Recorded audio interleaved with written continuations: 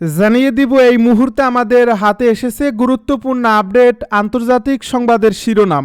শুরুতেই থাকছে দেশের কোনো স্থাপনাতেই পারমাণবিক সমৃদ্ধ করছে না ইরান। এবারে জানিয়ে দিব পাকিস্তান আফগানিস্তান উত্তেজনায় মধ্যস্থতার প্রস্তাব রাশিয়ার। এদিকে জাতিসংঘের শান্তিরক্ষীদের উপর গুলি চালিয়েছে দখলদার ইসরায়েলি বাহিনী। আরও জানাবো মার্কিন F-35 পেতে সৌদির উপর ইসরায়েল নিয়ে কঠিন শর্ত। সব শেষে জানিয়ে দিব স্বাধীন ফিলিস্তিন রাষ্ট্র গঠন করতে দেওয়া হবে না জানালো নেতানিয়াহু। এতক্ষণ শুনছিলেন হাতে থাকা আপডেট সংবাদের শিরোনাম, এবারে বিস্তারিত। তবে তার আগে অনুরোধ রইল ভিডিওটিতে একটি লাইক এবং কমেন্ট করে জানিয়ে দিন ভিডিও সম্পর্কে আপনার মূল্যবান মতামত। আরও জানিয়ে দিন ভিডিওটি কোথা থেকে দেখছেন বা কোন জেলা থেকে দেখছেন।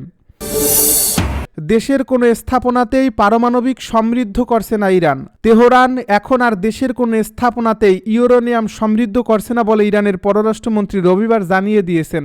ইরান সফররত অ্যাসোসিয়েটেড প্রেসের এক সাংবাদিকের প্রশ্নের জবাবে পররাষ্ট্রমন্ত্রী আব্বাস আরাকচি জুন মাসে ইসরায়েল ও যুক্তরাষ্ট্রের ইরানের সমৃদ্ধকরণ স্থাপনায় বোমা হামলার পর ইরানি সরকারের পক্ষ থেকে পারমাণবিক কর্মসূচি নিয়ে সবচেয়ে সরাসরি মন্তব্যটি করেন।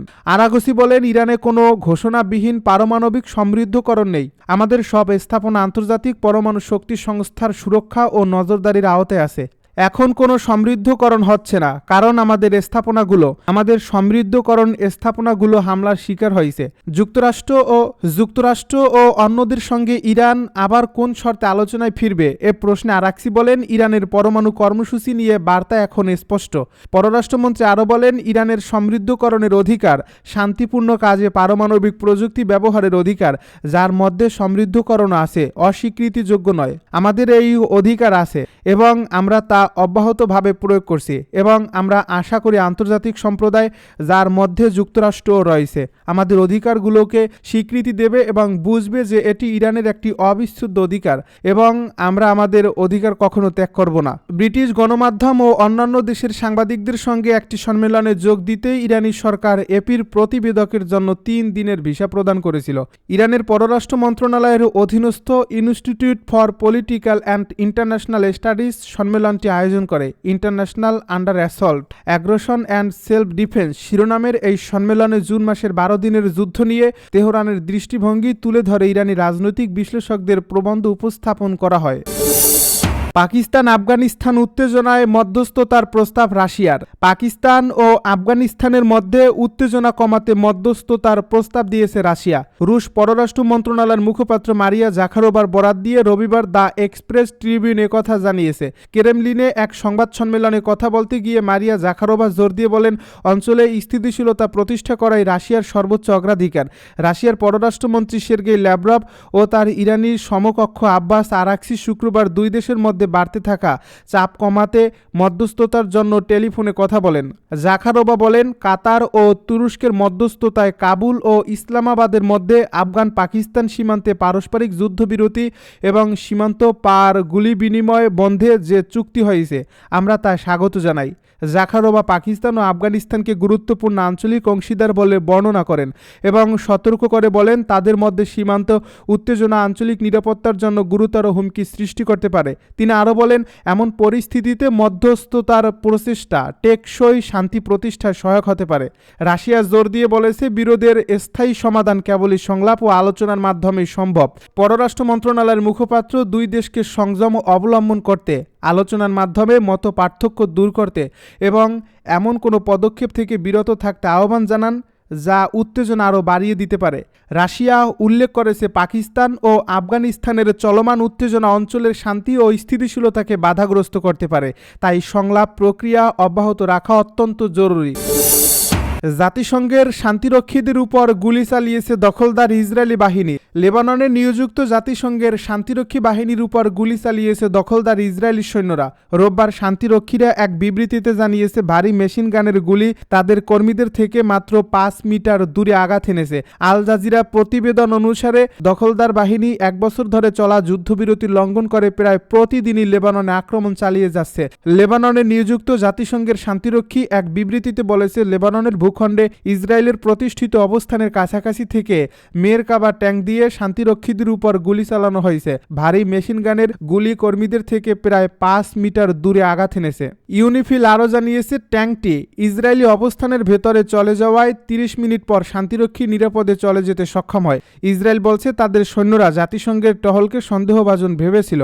লেবাননের সেনাবাহিনী পৃথক এক বিবৃতিতে বলেছে, সেনা কমান্ড নিশ্চিত করেছে যে তারা ইসরায়েলি শত্রুদের চলমান লঙ্ঘন বন্ধ করার জন্য বন্ধুত্বপূর্ণ দেশগুলোর সঙ্গে সমন্বয় করে কাজ করছে। এর জন্য অবিলম্বে পদক্ষেপ নেওয়া প্রয়োজন, কারণ এটি একটি বিপজ্জনক উত্তেজনা বৃদ্ধির প্রতিনিধিত্ব করে। গত সেপ্টেম্বরেও ইউনিফিল বলেছিল, দখলদার ইসরায়েলি ড্রোনগুলো দক্ষিণ লেবাননে তাদের শান্তিরক্ষীদের কাছে 4টি গ্রেনেড ফেলেছে। এর মধ্যে একটি জাতিসংঘের কর্মী এবং যানবাহনের 20 মিটার মধ্যে পড়েছিল।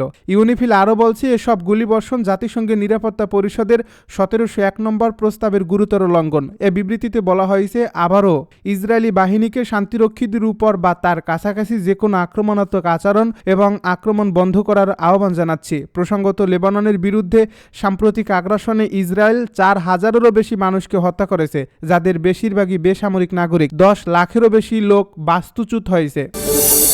মার্কিন F-35 পেতে সৌদির উপর ইসরায়েল নিয়ে কঠিন শর্ত। মার্কিন F-35 পেতে যাচ্ছে সৌদি। দেশটি যুক্তরাষ্ট্র থেকে অত্যাধুনিক বিমান পেতে চাইলে কোনো আপত্তি করেনি ইসরায়েল, তবে সৌদিকে কঠোর শর্তের বেড়াজালে আনতে চায় তারা। এটি বিক্রি করতে যুক্তরাষ্ট্রকে শর্ত দিচ্ছে ইসরায়েল। রোববার মার্কিন সংবাদ মাধ্যম অ্যাক্সিওসের এক প্রতিবেদনে এই তথ্য জানানো হয়েছে।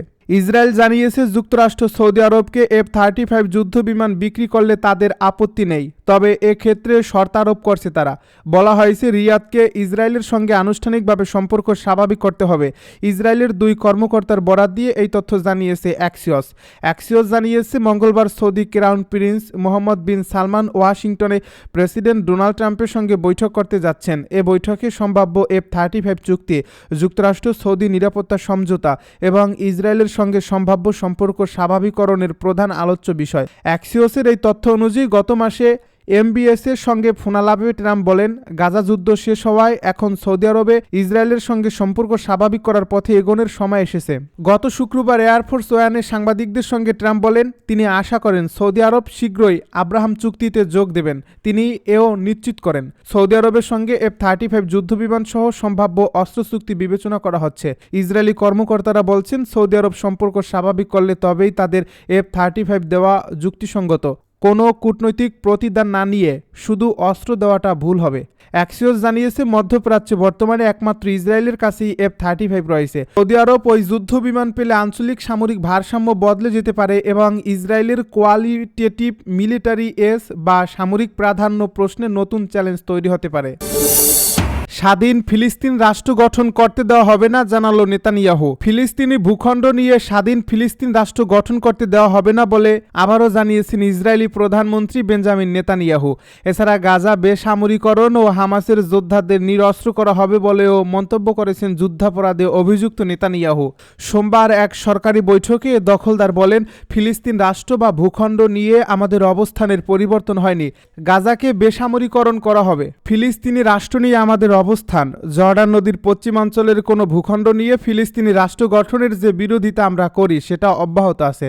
আমাদের এই অবস্থানের এক বিন্দুও পরিবর্তন হয়নি। এদিকে গাজায় 2 বছরের বেশি সময় বর্বরতা চালিয়ে এখন মুসলিম বিশ্বের সবচেয়ে প্রভাবশালী দেশ সৌদি আরবের সঙ্গে কূটনৈতিক সম্পর্ক স্থাপন করতে চাইছে দখলদার এই ইসরায়েল। এর মধ্যে সৌদি আরব আবার যুক্তরাষ্ট্রের থেকে F-35 যুদ্ধবিমান কেনার চেষ্টা চালাচ্ছে। তবে ইসরায়েল যুক্তরাষ্ট্রকে শর্ত দিচ্ছে, সৌদি যদি F-35 চায় তাহলে তাদের সঙ্গে রিয়াদের কূটনৈতিক সম্পর্ক স্থাপন করতে হবে। আগামী মঙ্গলবার যুক্তরাষ্ট্রের প্রেসিডেন্ট ডোনাল্ড ট্রাম্পের সঙ্গে হোয়াইট হাউসে বৈঠক করবেন সৌদির ক্রাউন প্রিন্স মোহাম্মদ বিন সালমান। এতে F-35 যুদ্ধবিমান চুক্তি, নিরাপত্তা চুক্তি ও ইসরায়েল সৌদি সম্পর্ক স্থাপন সহ গুরুত্বপূর্ণ বিষয়ে আলোচনা হবে।